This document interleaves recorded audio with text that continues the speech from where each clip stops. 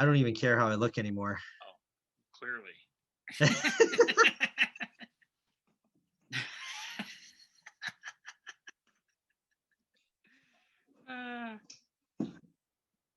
I love the outtakes. All right, let's do it.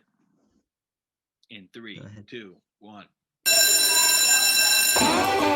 Please take your seats. School is now in session.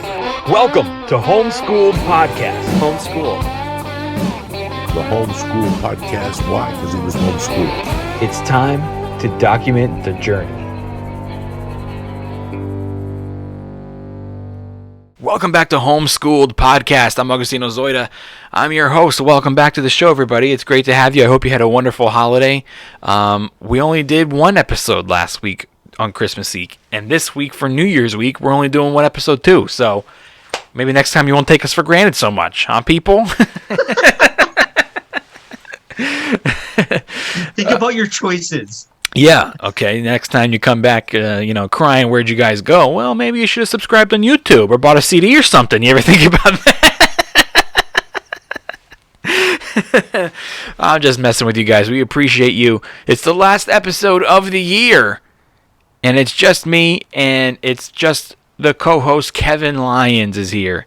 And speaking of which, I'm just busting balls. But seriously, if you guys could help out, we love the help out, and we love the support. If you pick up my comedy album called The Bad Guy, or if you pick up a t-shirt or a sticker or something like that, we really appreciate it. Just go to homeschooledpod.com, click on merch, and you'll see the links for my album. You see the links to buy accessories or apparel. It's all there. We really appreciate it. And guys, we're trying to build the YouTube page. You know, we started on that late, so it doesn't have as much numbers as the audio does. So do me a favor. Go to youtube.com/Agostino Zoida. Hit subscribe. This is where all the videos are going. And you're missing out on some behind the scenes and outtakes from Kevin.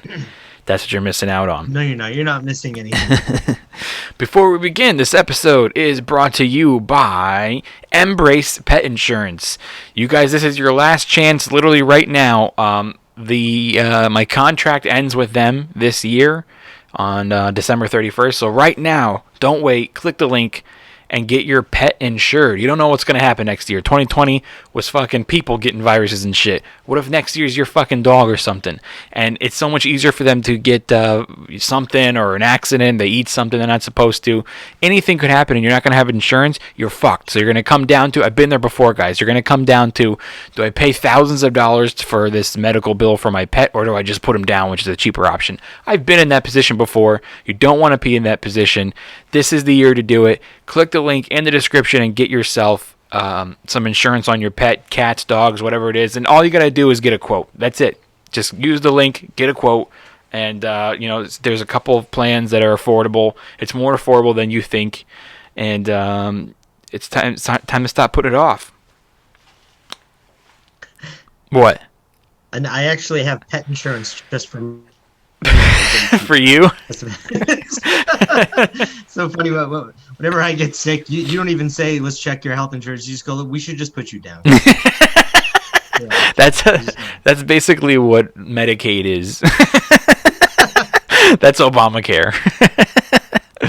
Dude, yeah, I mean, your dog's pretty young, but anyway, anything can happen. When my dog was like your dog's age, dude, I don't know if you remember this, but Carmine, like in my old house, and we had just got him. He was way more mischievous back then, and not as trained. He's Captain Mischievous, bro.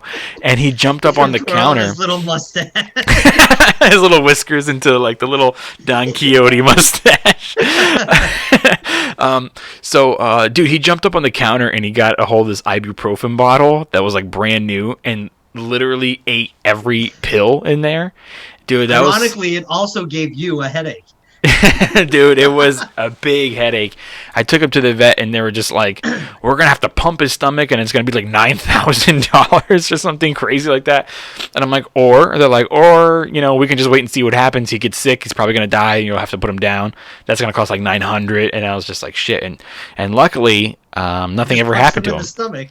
Until Dude, he threw everything up. nothing happened to him, like, at all, so, which I was super lucky, but now he's older, dude. Dude, Carmine's fucking 7, bro, and he's a pit bull, so that's, you know, they don't go much longer than that, and I mean, he's young, he's healthy, I take care of him, but anyway, back to the show. So, yeah, dude, this is the last episode of 2020, the last homeschooled episode, and obviously we'll be back with great guests next year, and The world doesn't end. yeah. What are you thinking the world's gonna end, bro? It's been on the back of my mind, to be honest with you. It has been on the back of my. I was gonna go away. Okay. I was like, maybe I'll go away for the weekend, like Big Bear or something for New Year's Eve. The world won't end there. No. That's not what I meant, but that's hilarious. It's not what I meant. Like, I was gonna go away, but then I thought, like, I kind of just want to be home in case shit goes down, you know, and I want to leave my dog or anybody behind, or if something happens, maybe not the world ending, like, I should just be home. Plus, there's gonna be a bunch of fireworks going off, so if you have pets, like, it's a good time to just stay home with them. It's every damn night here. Yeah. Every night. Yeah, dude. That's why. Did you see that post I made about the $600 stimulus check? Everybody's like, $600 is not enough. It's like, aren't you the same people that blew $1,200 on fireworks? But you know, man. You know what's funny is, like, you have all these people that are like, they claim to be so safe and cautious about, like, the virus, and they're like, we don't go out of our house, we wear masks, and then we're not going anywhere, you know, and they shit on people. All you people that go out, you're the real problem, you know, all those people. These are the same people that pay, like, zero attention to their dog or the fact that they locked their doors when you know fireworks are coming. And it's like, all week long I see in my next door neighbor app that these people with pets, they're like, oh my god, my dog ran away because of the fireworks. Has anybody seen my dog? And it's like, dude, you're worried about a fucking mask and you didn't double check to lock your door. I know dogs run away all the time. I guess it's a common thing. It's never happened to me in my entire life, knock on wood, and I'm, like, so cautious about it. I'm so aware that, like, your door is open. I don't know. I just feel like some people are so irresponsible that they shouldn't be given pets. Anyway, so you don't think the world's going to end? I mean, eventually. You think it will eventually end? Well, I mean, it's scientifically impossible for it not to. I mean, eventually our sun's going to die and our planet will slowly follow, or the planet just might die too. Eventually, it is going to end. It's just, it's going to be when we're here talking on the computer about bullshit. It's not going to be on an exact date. I mean, like if New it Year's does Eve. happen, it will happen on an exact date. Whether we know what that date is, I don't know. But maybe that's why they call it the ball dropping, which is significant for this Earth that will explode at the crack of midnight. Like, how did that tradition even get started? Wouldn't it be funny if it was just like a billboard with an apple fell one year on right at midnight on New Year's Eve, and like, let's just do that every year. I know. Where does it come from? I mean, obviously it started in New York and they dropped the ball. That's tradition. But why, like, this? Because I always, like, assumed when I was little because it looked like a disco ball. Really? I had no idea. I just accepted it. Like, it's so weird. I never even questioned it. We should Google until this exact moment. Actually, fuck Google. Question: why is it a giant ball that's dropping? Let's DuckDuckGo the origin of why the ball drops, and then we'll get back to you guys. Are you gonna do it right now? You want me to? Yeah. I'll do it with my phone. I don't want to read. You're what? I don't feel like reading. Okay, I'll do it with my phone. Because then I'd have to read. I don't feel like reading. What is the Wait, hold on. Why don't you go the history of the ball dropping in New York? I'm getting there. Although I don't think they should let the ball drop this year. I think it should just explode. But that's what I'm saying. It's symbolic for Earth. Yeah. All it says is located on the. Even putting a mask on the ball this year. It says located on the roof of Times Square. The ball is a prominent part of New Year's Eve celebration at the Times blah blah blah blah, where the ball descends down specially designed flagpole beginning at 11:59. and it doesn't say why. It doesn't say why. It's just we're gonna fucking because you guys dropped the ball. You dropped the ball. I was just about to say that. You dropped the ball this year, and you know what? You're probably gonna drop it next year. That's basically what you're You know saying. what? Maybe this year we should lift the ball up. Let's lift the ball up. Let's start with the ball on the dude. You're a fucking genius, bro. Let's lift the ball up. We Dude. gotta lift our balls up, dude. Call Cuomo right now and tell him this lowering the ball shit is over. It hasn't worked so far, and we're gonna raise the ball this year. I like that, bro. That's gonna be the official. It'd be crazy saying. if that fucking turned back time. Yeah, that would. Whoa, dude! No, I'm just kidding. Mind blown over here, Time travel. dude. Everybody gets to start the year over. That's the official phrase of this last episode of the year is raise the ball. Everybody always says drop the ball, raise the ball, motherfucker. That's what we do over here at Kicking it Homeschool into the Podcast. fucking upper atmosphere. What is something you wish that you did this year that you didn't Go get outside? I'm just kidding. to? Go outside. Something that I wish I did this year. I off the top of my head, I can't think of it. I think I did. I was fine. Really? Well, I mean, I was working. Right. I was, But a lot of people didn't get to go travel. People didn't get to spend as much time with people. Go travel home to Boston for Christmas. I didn't get to do that. I wish I could have done that. Yeah, man. I mean, maybe you got to do something, but you just didn't get to do it enough. It's we were able to go to our favorite bar this year, the One Up, like we usually do. We did go a couple times, but we had to sit outside, and now it's completely closed. It's I wish I was able to go there more, and but what about I don't mean things like that Accomplishing things? Yeah, how about there's just something that you didn't get done that you would have liked to? Accomplishment wise.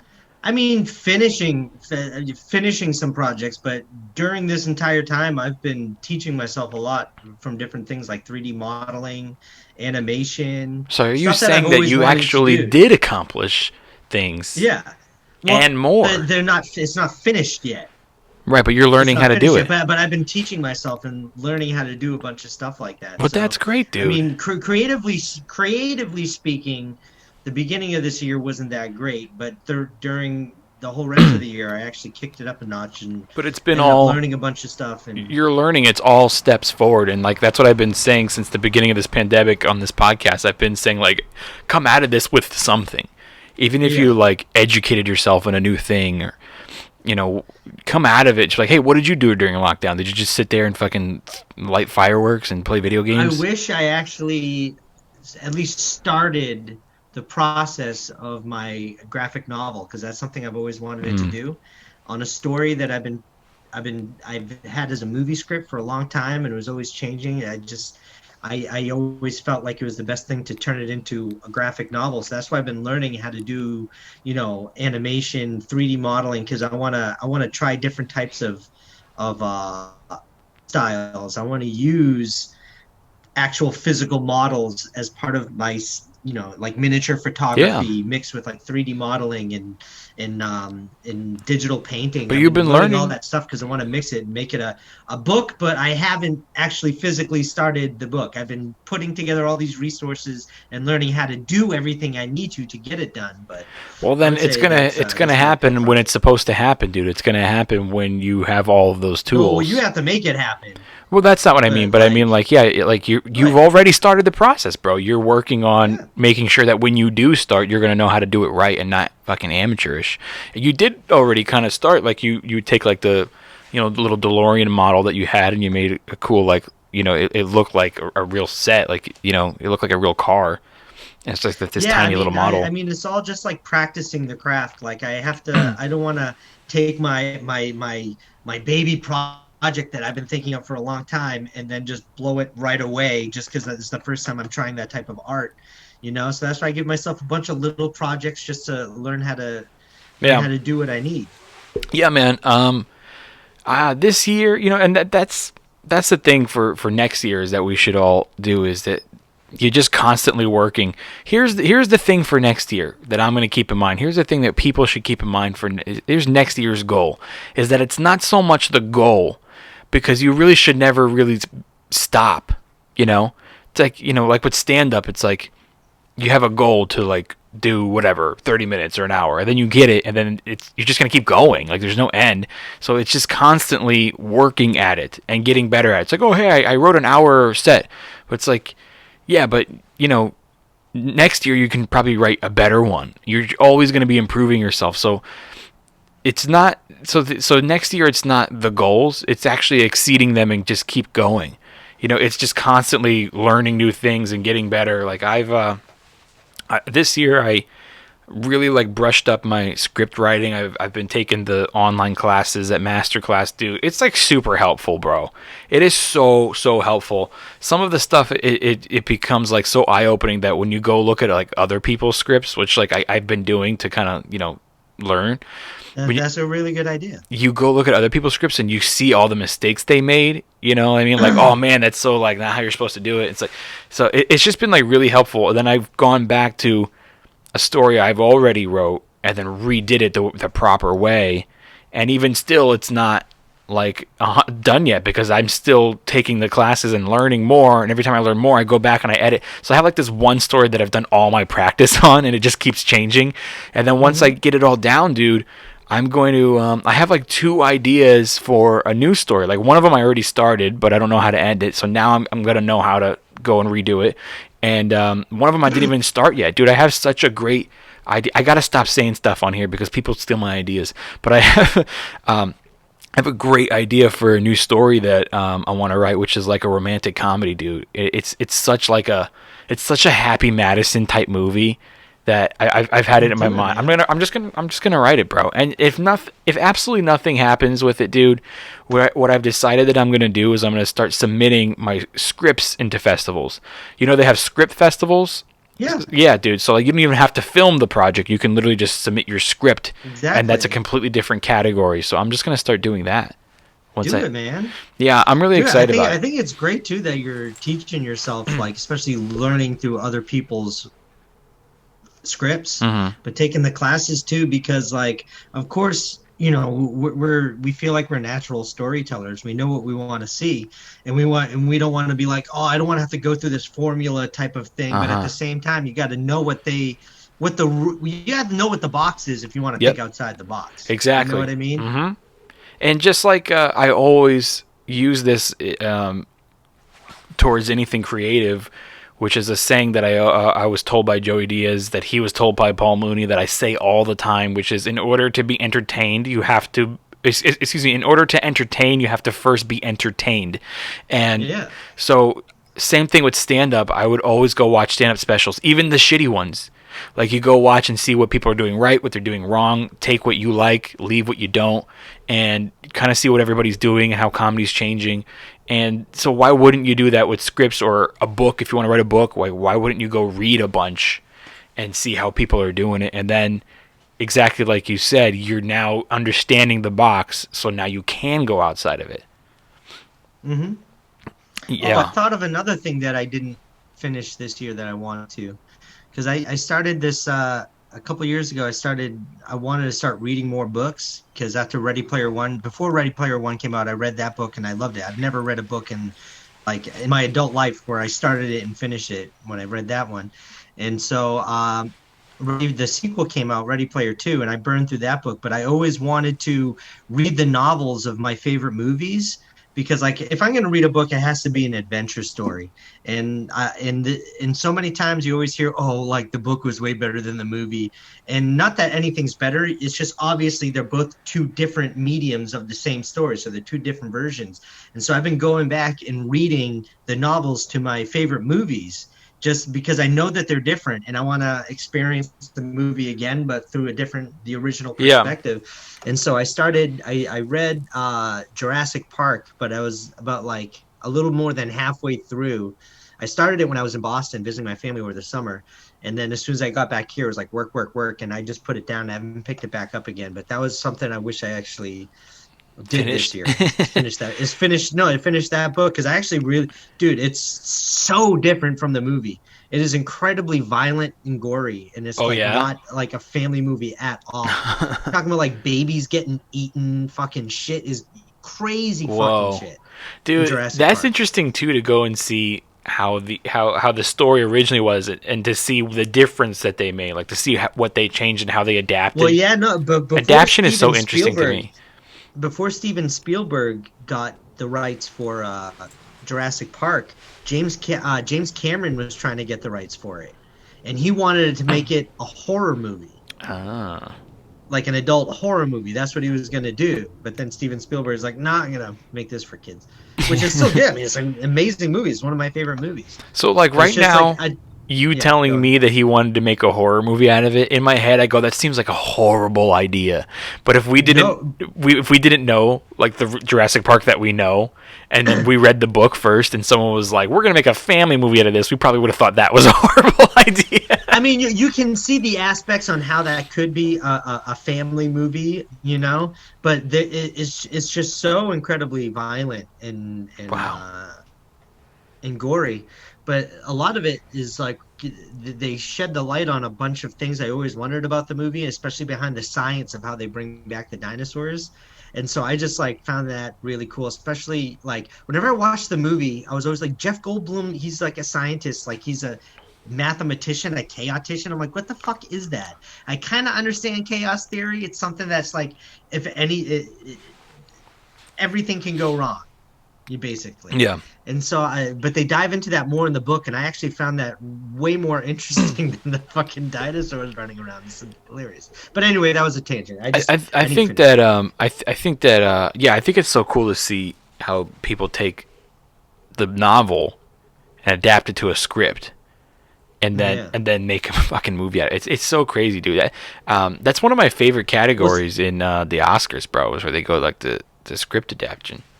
Because usually whenever they're adapting a script from a novel, they usually give the author a shot at writing the script.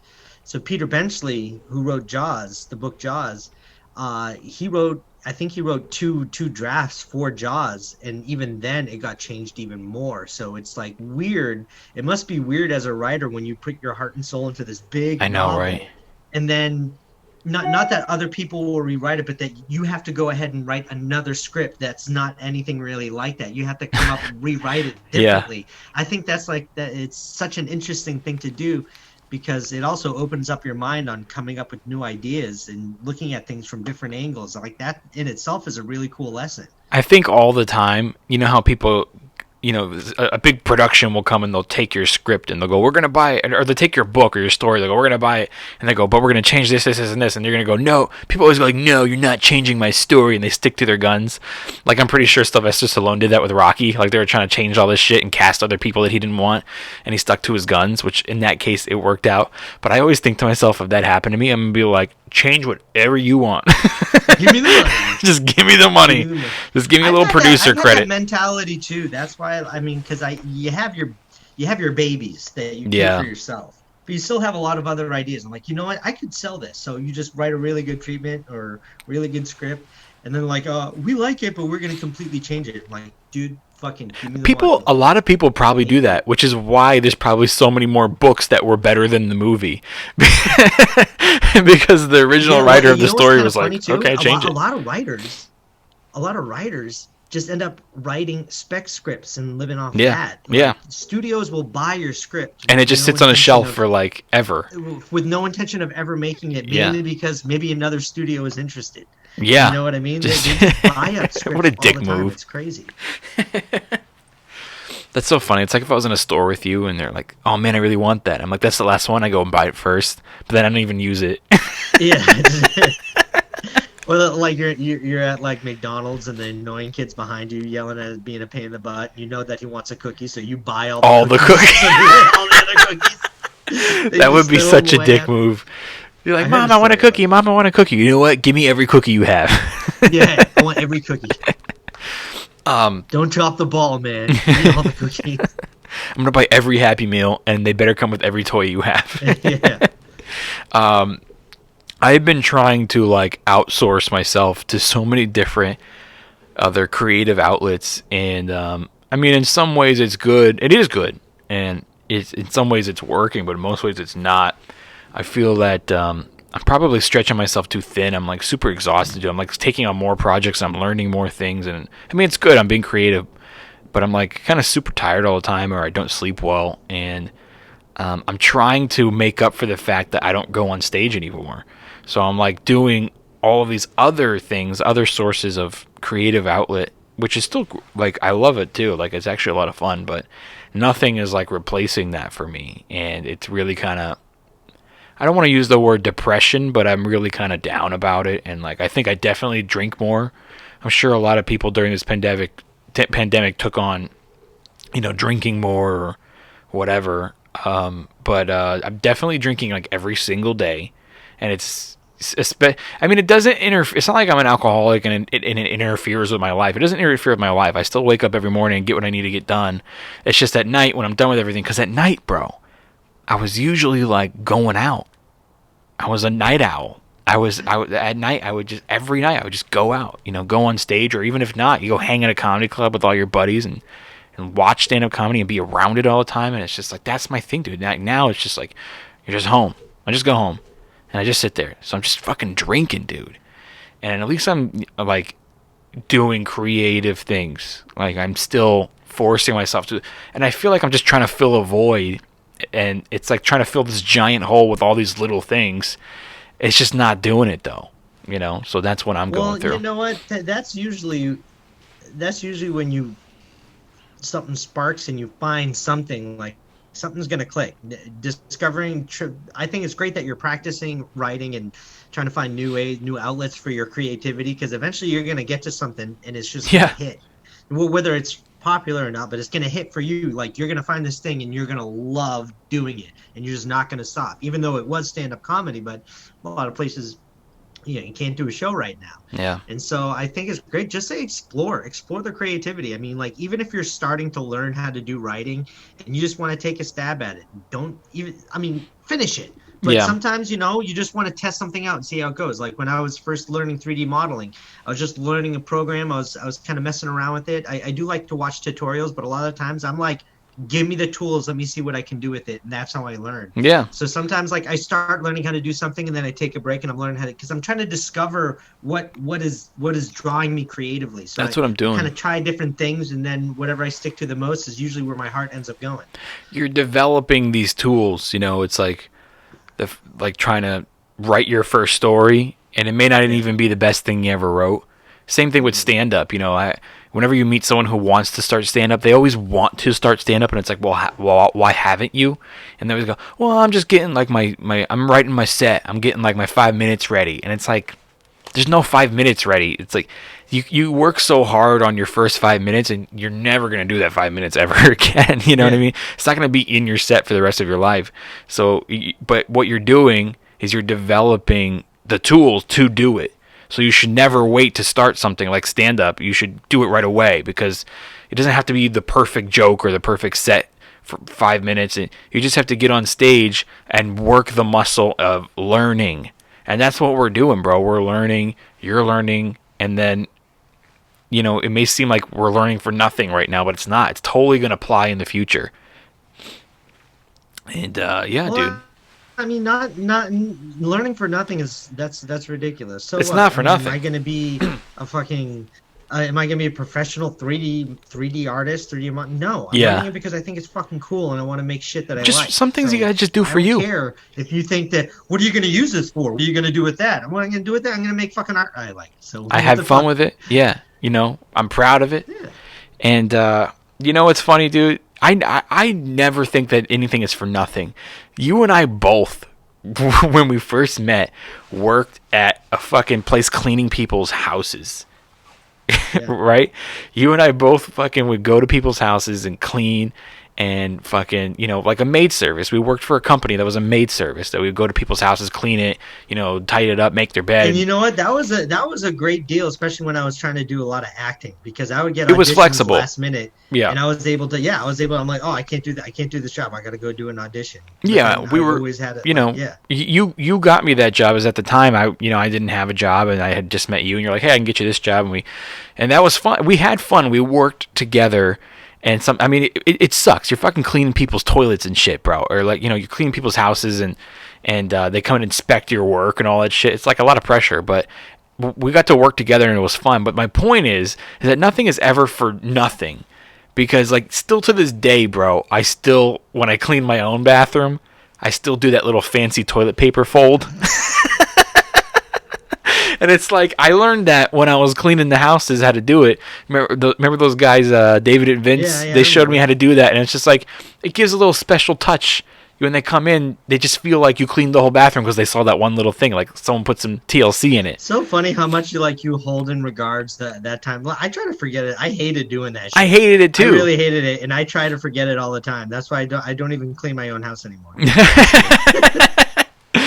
I hated it too. It was not fun. It was dirty, and I always went home like sore, and tired and shit, and waking up early. But any stupid job we've ever had, though, we can say we hated it. But to be honest with you, dude, I took something from every single job I've ever had. Even my stupid little mall jobs, or I've taken something from all of it. And like that cleaning one, for example, it's like I've learned tricks for putting on a duvet cover, which I now have a duvet in my house, and I do it all the time. And it's just you pick, if you don't take something from every job that you had, then you probably are doing it half-assed and not wholeheartedly, and you're kind of wasting your own time. I definitely hear you, because I learned a lot from my stripping days. A lot of those lessons. Take a lot of those hard lessons. Like, how do you think, like, that's, I wanted to be a firefighter, so I had to practice sliding down a pole. So I'm like, you know what? I took my stripper Wow. days. Yeah. What didn't you work at Blockbuster or like a video store? For like a couple of weeks. Okay. And it was like, I just wanted a side job, and I've always wanted to work at a video store. Now, correct me if I'm wrong. Today, in your house, you have a bookshelf of all your movies, and they are in alphabetical and genre categories. No, not anymore. Oh, really? The shelves I have for my VHS tapes. Jurassic Park, right? No, I was talking about downstairs. Yeah, those aren't in alpha. They kind of were, and then I just kind of stopped putting them back. Bro, in you order. dropped the I do ball. these genres. I have horror on the top, and that's about it. You dropped the ball, bro. This year is about raising the ball, so you better get on that shit. No, because I know where I'm one of those people that have a mess but know where everything is. You know what I mean? Like, I do like cleaning up and having things nice and neat, but at the same time, I just bask in my messiness, because I know where everything is. That explains your personality a lot. I saw this really funny story online. It was this lady who was like kind of ragging on her male coworker because she goes, oh, do you have a paper clip? And then he sent her a message back. She's like, yeah, check the floor next to my cabinet. Of my filing cabinet, and right behind I've seen that. Like the leg, it was a paper clip. It's just like he knew that was there. He didn't move it. He never put it in the spot, but he knows that that's where that is. Like, that's just it's so funny. Yeah, I've seen that. I like that a lot, but I do got to clean up. Yeah, man. You just dude. I've had so many sales jobs, even like in retail, and I've taken that with me. Like I've literally learned to like talk to people and communicate with people and relate to them, and I'm sure that's helped me as a stand-up comic. I know it has. And engaging. It's one thing to be able to tell a funny joke, but it's another thing to be able to engage with the audience and keep their attention the whole time, so they're not looking away throughout your set and stuff like that. It's like you learn that from capturing people's attention and holding it, and that helps you when you're writing too. Yeah. Everything that you do, you should be getting something out of it. And like I said, at the end of this, when we come out of this, don't come out of this saying you didn't do anything, because that's going to be an even bigger tragedy of you being locked in your house for a year. You feel me, bro? It's kind of weird though, because I feel bad for everybody and the whole world, just the way it's going. But yeah, I was fortunate enough not to I've been working steady the entire time. And I am, you know how you said like at night, like when your workday is done, you're out at the comedy clubs. You like being out, having a drink, or seeing people and doing comedy.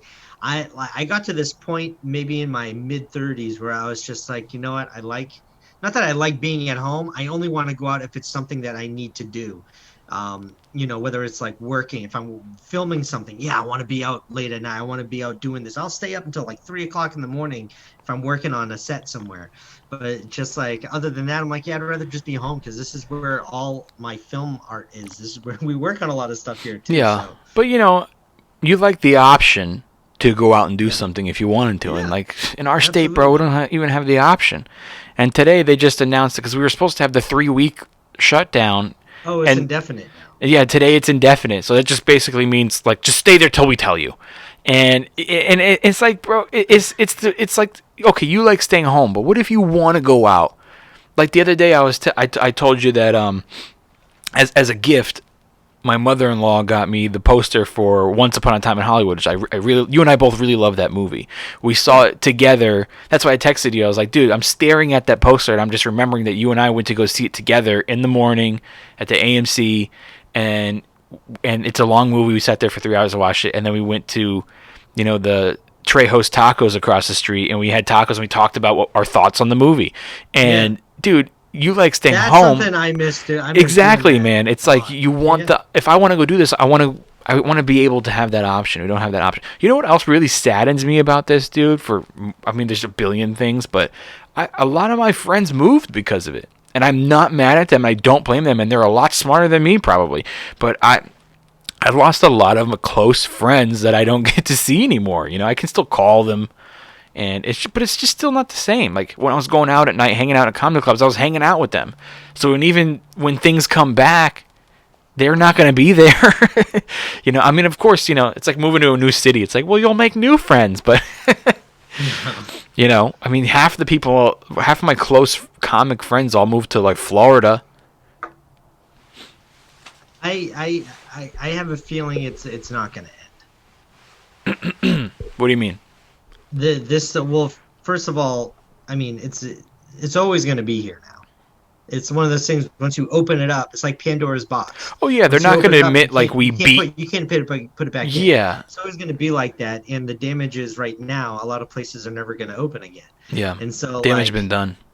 Damage done, bro. Done. But not only that, even if everybody everything opens and some people get sick, it's always going to be here for the rest of our lives. They're never going to get rid of it. Well, yeah, that's what they're trying to push. Get rid of it. It's never going to be like, guys, we've destroyed COVID. It will never be a problem again. It's more like, just take this vaccine every year. That's all it's going to be. It's COVID season. It's COVID. Oh, guys, you guys ready for COVID? It's COVID season. So it's always going to be here. Yeah. It's not going back to normal. It's going to change a lot of things. And California is going to be the last one. Who knows what plans they have for this fucking wasteland here in this state, dude? Who knows the plans? It almost kind of seems like this is a part of a big plan to destroy the state or to make it become something else that it's not. You know what's funny? I saw an article popped up in my newsfeed the other day. I don't know if you've heard about it, that Shia LaBeouf got fired from this film he was working on. Did you hear about that? Oh, yeah, because of allegations from his ex? Yeah, his ex-girlfriend said that, he abused her or whatever, which, who knows if it's true? That's not what I'm saying. But it was funny, the title of the article was, the headline was, Shia LaBeouf is banned from Hollywood, like officially banned from Hollywood.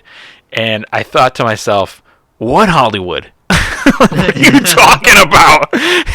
Hollywood banned itself. Banned from Hollywood. There is no Hollywood. Nothing's filmed here anymore. There is no Hollywood here. Like this, the only reason that makes this Hollywood is like this is where the celebrities live, which that's probably going to change very soon. They're all going to Florida. They're all going to Georgia, where they actually film movies. Just here to watch. I like watching train wrecks. So you got front row tickets to see what happens with this state? Yeah, and I'll be right there, right next to you, and we'll stand outside of the one up while everything's burning. Like, which will be closed. Do it. Yeah. Sometimes I think that maybe this is all because something big is going to happen, like the world ending or a fucking comet hitting us or something like that, and they don't want to tell us because it'll freak everybody out. So maybe they're just like, everybody stay home, nobody go outside, you know, maybe this, I don't know. Nah, there's no way you could keep something like that quiet. Yeah, but between the whole worlds, right? It would be not just this country, it would be like the whole world would have to know. If it's an asteroid, if it's something like that, you know how many telescopes can see into deep, like a lot of independent people can observe that stuff. So I don't know, dude. But anyway, yeah, dude, I'm just sharing that it's really gotten to me, dude. It's taken its toll, and I'm not trying to say that I don't like being at home. Like, it has its perks. I enjoy it. I always, I get it. I didn't want to say. I didn't mean that like, oh, I'm fine during all this. No, fuck that. Yeah. I want everything to be open. I wish it could be out. But because I have been drinking. No, man. I was going back and forth between what you said, how you always loved being out at night. Well, yeah. And I got to this point where I'm like, I don't like being out at night unless it's. But yeah, it's not terrible to be in. I don't mind it. And some places are talking about that they might always do work from home. Like, some companies, they're discovering that this actually kind of works out, and there's no reason why we can't do this all the time, and they might keep it. What I don't like is I've been seeing some stuff like I get emails from all these like ticket companies, and they start saying like, online is here to stay. Even after pandemic, we're going to keep doing online shows. And it's just like, ugh. Like, I don't want half of the fucking industry to go to that. And yeah, that's ridiculous. I don't want any of it. Well, I mean, because some people are making a profit. Well, you heard what Warner Brothers is doing now too. What's that? Their new DC lineup. They're doing, I think, a year. They're going to make 4 movies. 2 of them big budget theatrical releases, and the other 2 are going to be smaller budget only streaming. And that's I highly believe that the ones that are streaming at the lower budget are going to be way more successful than the theatrical thing, because dude, they don't need all that money to make these movies. Yeah. And they look horrible. Yeah. They really do. I've noticed that a lot of these movies that they just released to streaming, a lot of them kind of sucked. And when you watch it, you go like, this probably was not going to make that much money in a theater. So for some cases, I think that they lucked out by like, some of them I think they probably have been sitting on a shelf for a while. And they're like, dude, release that movie now. We never released it. Well, like even like like, look how great TV has gotten over the years. And then you look at these big budget Hollywood movies. I mean, like Wonder Woman 84, for example. Dude, that movie was so bad. Like, it was so bad, but they have been working on it for so fucking long. They were editing that movie for over a year. Like, yeah. And then the release got postponed. It was supposed to come out this summer. Yeah, it was supposed to come out last summer. Yeah. This past summer we just had. Jen had a theory. So you saw the movie. You saw the last scene where she sees the guy whose body Spoiler that Chris Pine was. Yeah, whatever. No, I'm doing you a favor. Don't watch this movie. Yeah, because Chris Pine takes over someone's body so that he can come back. So at the end of the movie, she sees that guy actually. So you know what scene I'm talking about, right?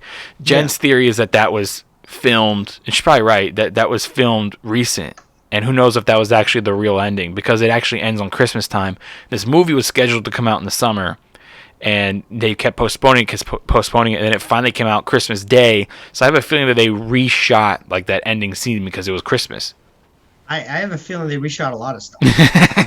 Not enough. Like, it's funny because the first Wonder Woman movie, the biggest complaint was that the third act was awful, and it really was. I didn't like the third act that much, but the whole movie is really great. Yeah.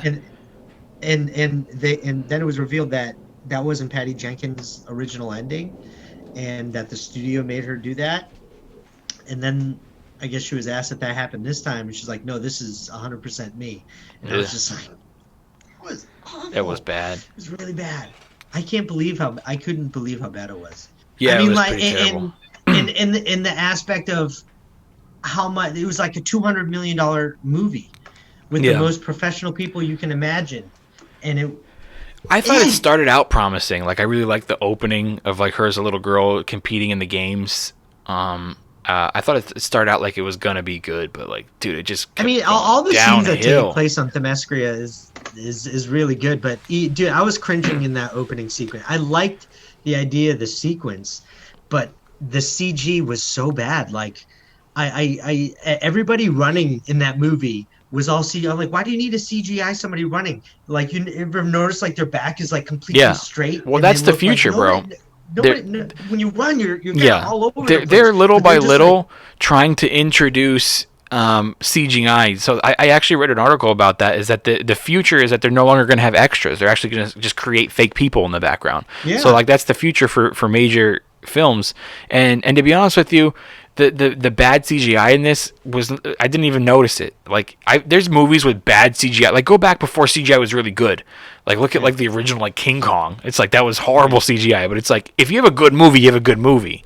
You know, the sharks always look fake in movies, but if fucking Jaws is good, you know. But going back to what you're saying about just digitally recreating extras, they're doing that for A-list stars. Yeah, I know.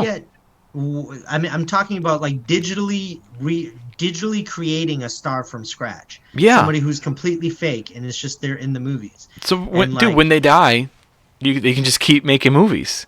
Yeah, that's what it's gonna be. And you know what? You don't have to deal with actors. You just deal with the person who owns the computer program. And you don't have to deal with building up a new star. This guy's already famous, which is actually really stupid because there's going to be more people born, new generations, and they won't know who that is. It's a fake person. Yeah, I think that, you know, the movie Greyhound with Tom Hanks, which like nobody saw, it came out during quarantine and it went like right to like Apple streaming or something. Dude, like a lot of that movie is just his face and the rest is CGI. Like he probably recorded that when he allegedly had COVID in another country. You know, just you don't even need to be here. We'll just film your face. Well, it's funny because I mean, so much of these movies feel like that. They don't feel like they're out in the location. They're actually filming there with people. A lot of these big, huge budget movies looks like it was just somebody in a green cube, and it looks so fake, and it looks so like it doesn't feel real. Like, have you guys ever heard of the expression "phoning it in"? How are your suggestions literally? Let's phone it in. like that's literally what you're doing. Like that last scene that you're talking about from Wonder Woman when Gal Gadot was there and she was all like beautiful and there's all this stuff. I'm like, dude, this looks like a fucking commercial. this doesn't, you know, it looks so perfect that your brain goes, this is fake. Yeah, like Santa's gonna drive by in a new Mercedes. So it's like I don't want to. I want happy accidents, not fucking sloppy perfection. Yeah, that movie was all around bad, but hey, there's still so many fucking great movies that I absolutely love, and I go back and rewatch all the time, bro. This week alone, I watched Inception, I watched The Town, I watched. Dude, you know what I watched last night? What? I watched True Lies last night. Oh, that's another good one, bro. So many good ones. There was this like, it's one of those like it's such a good movie. And of course there was some, I don't know if it definitely wasn't CGI, but you know, with the jet flying and stuff like that, a lot of that was fake. But I was watching it. It was still a great movie, but I was seeing mistakes left and right. And they're like, not like mistakes by the actor or just like bad movie. It's just like, do you remember the scene when Arnold Schwarzenegger and Tom Arnold were walking into their job and they go through the secret door and they're walking down the hallway and they go into that room, and when the door opened, they're walking by, I could clearly see on this big 75-inch TV that in the room that they were walking to are the two marks where the actors have. Oh yeah, you see stuff like that all the time. It's crazy. I saw that. I'm like, whoa! I'm like, that's like, but like you didn't notice that when you were younger. It was like, I don't know. It's just like I like seeing mistakes like that in movies and not just like bad filmmaking. Dude, there's times when I go back and watch like early seasons of shows, like everybody loves Raymond a lot. Like you go back and watch the first season, and you can see the boom mic coming into frame like all the time. Or like the first season of King of Queens, they just show like their marks on the ground for them where they're supposed to walk, like all the time. And those won Emmys. and I see, but they're good. I don't care. They're good. We get pretty hard on ourselves when we're trying to film something we want to be really good, and if we don't like the way a shot moves or something like that, we're really hard to criticize it. But then I watch all my favorite movies, and you see like these dolly shots. And then you kind of see sometimes it wiggles and it's not perfect. Yeah. Or sometimes it's out of focus and then it gets into focus. I notice stuff more and more. Mistakes that it's just like, I noticed that. I'm like, it's okay. Like, it doesn't have to be. Make it as best as you can, and people, if it's good, people will just. And there's great stuff out there. Those little mistakes will kind of just go right over their heads. I love it, man. But yeah, dude. Rock and roll filming. Let's wrap up this year. What do you say, bro? Okay, yeah. Let me. Can I do? Do I get to do one of my random questions? Oh, that's right. Yeah, Kevin. It's time for Kevin asks random questions, but there's no guest, so you can just ask me. What do you got for me? Okay, I was gonna ask it for you. Well, seeing how Christmas was just last week, if you could fight one Christmas movie villain, who would it be? Well, let's see. Joe Pesci seems like he'd be so easy to take out. I mean, if an 8-year-old could take you out. I have two answers. I don't know, dude. I'm also thinking of Sinbad from Jingle All the Way. Well, he's not really a villain. Well, dude, at the end, he dresses up like the villain, Turbo Man's enemy. Yeah, dude. I'm going to go... I mean, I don't want to fight anybody. I love all those characters. No, but it's a movie. It's fake. You'd be in the... What do you mean fight? Like, literally fight them? I was battle? going to say I would fight Mr. Potter from It's a Wonderful Life, mainly because I know I would win. Dude, because I know I would win. Because he's in a wheelchair? Dusty ass in a wheelchair. Man, fuck that shit. Or the gremlins, because it would just be... I would have no remorse from killing a gremlin. They're evil little creatures. What, are they going to arrest you for murder? Dude, Mr. Potter, you just fucking take his brakes off his wheels. Take that, old man. In the face. Just like in Friday the 13th Part 2. Right over a top steep staircase. So it goes down on every single one. So my answer is going to be Daniel Stern from Home Alone 2 specifically. Why Part 2? Because that scene where he's throwing bricks down on it and they land on his forehead. Yeah. I want to do that. Good question. Daniel Stern. Okay. Good question. Okay. So we've got New Year's coming up. Do you have any New Year's traditions? Are you going to do a resolution? No. I never I don't do resolutions. I don't do resolutions. If I see something that I want to change, I just change it. Okay, let me tell you. Hang on a second. Let me tell you really quick. It's like I don't do resolutions either. I don't believe in starting something on a certain day. Like you said, like if it's time to start something, or you just do it. And so I've already started multiple things. 2020 is over in my book. I'm already in 2021. So I've already started. But if you want to call this a New Year's resolution, one thing I've started. You know, I don't eat meat, right? So one thing I was thinking, like starting January 1st, is I think I'm going to take it up a notch, and I'm going to not touch meat. Like, I don't want it to touch my skin. Like, I'm going to go extreme with it. Do you rub steak on your face sometimes? Well, when are you going around touching meat? What are you talking about? Well, because I often, like, cook for people. Like, if I grill or something like that, I'll cook for people. And sometimes I'll touch the meat with my hands and just put it right on the grill, or I cook for my dog still. I still make them, meat, and so I'm just gonna try to avoid just touching it. Like I'll still cook for people. I'll still make it. Why not touching? Because every time I do, I feel bad. I almost kind of feel like it's hypocritical of me that I don't eat meat, but I indulge, or not indulge. I what's the word? Tolerate it.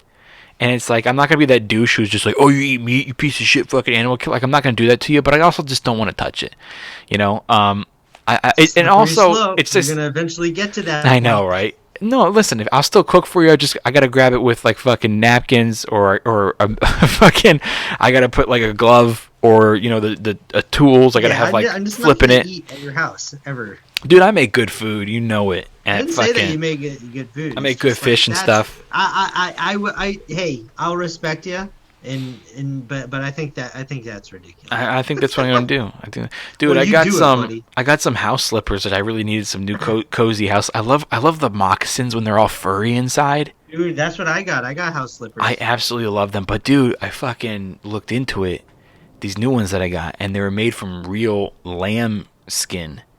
Oh shit! You better throw those out. I returned them. Why didn't you just give them to me? Because I'm gonna exchange them for another one, because I still need house slippers.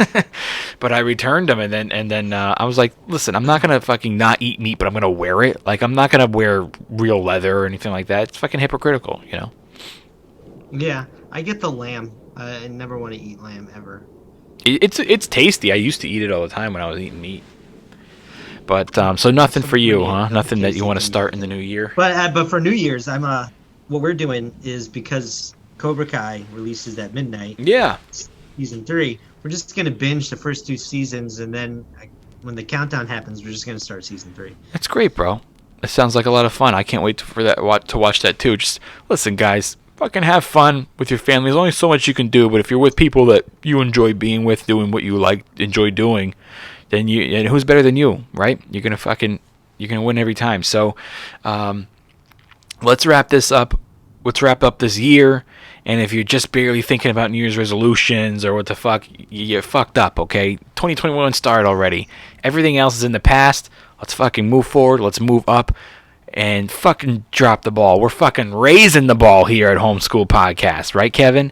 That's right. The new theme for next year. Raise the ball. And it's not just hitting goals, it's exceeding goals, motherfucker. You know what I'm saying? But honestly, in all honesty, it's just me and Kevin today, no guests, because we couldn't find one. I'm just kidding. Because it's our show, and we just want to thank you guys for supporting us this year.